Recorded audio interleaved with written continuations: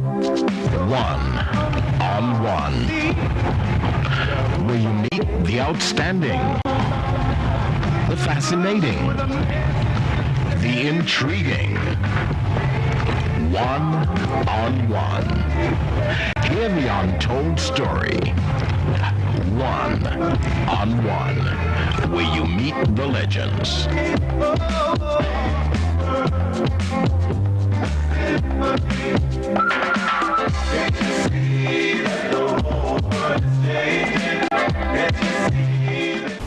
He describes himself as just a poor kid from Ovals, but Dr. Ronan Matthews' accomplishments can attest to what anyone can do with a sound education. All right, Dr. Matthew, pleasure sitting with you. Welcome to One-on-One. Thanks for having me. And can I call you Ronan? Absolutely. Okay, wonderful. Ronan, you're originally from Piers, but you grew up in Ovals. And I remember when we spoke at Commander Thomas's house when I met you there, he said that you have to clarify where you actually grew up. So tell me a little bit about your childhood. Many distinctions. I also grew up in Otters.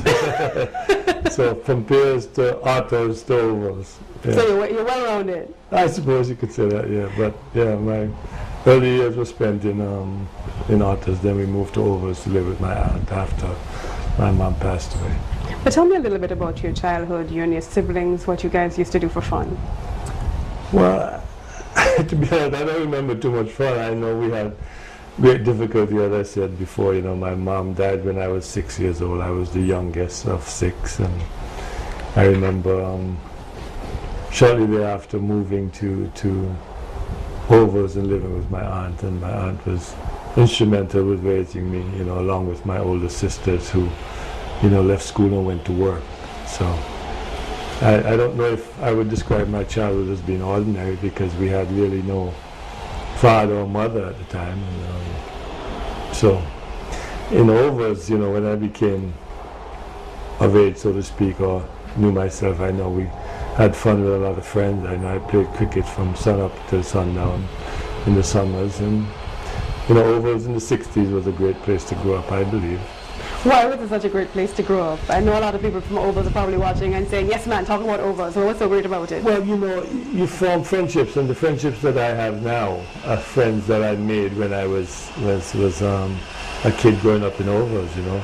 In the 60s, as I think I mentioned to you, I grew up at the time when Viv Richards and his brother Mervyn were growing up. Also, I have friends, lifelong friends. Gene Small is a friend of mine that we have been friends for many, many years, and we're still very close friends. Several other guys from the Ovals community I keep in touch with regularly. Gene's cousins, Roy and Johnny Gums, also grew up in Ovals, and you know, we just had a fabulous time. We were a real community then, at least that's the way I saw it, because that's where I grew up and that's where I remember fondly. It has changed quite a bit now, but I think nothing remains the same. Things change over time. That's right. You're actually sitting next to Jean at the throne speech in Parliament very recently. Yeah, yesterday. Mervyn was on my left and Jean was on my right, and we were all childhood friends. We have known each other since we were about 5 or 6 years old. Mm-hmm. What are some of the values you think you learned from your aunt growing up? Well, I picked up a lot of values from relatives. You mentioned Commander Thomas, his wife is a cousin of mine. I remember her father coming to us and helping out, and you know, it was just an extension of, I guess, family situations. He knew that we were in dire straits, so to speak, and helped us tremendously. And my aunt, you know, Bernice Francis, the mother of Sir Eustace Francis, she's my aunt.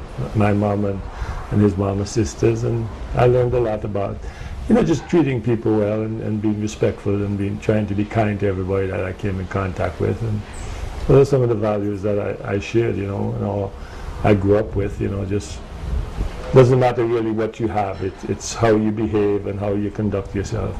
It's important, I think. I remember the first time we spoke, you were telling me a little bit of your grandparents' history. Can you actually, my great-grandparents, you know, my great-grandmother, as I understand it, was a lady by the name of Anne Stevens from Old Road. My great-grandfather was a man by the name of William Thomas from Parham. And they met and got married and built a house in Piers, which was like the center of the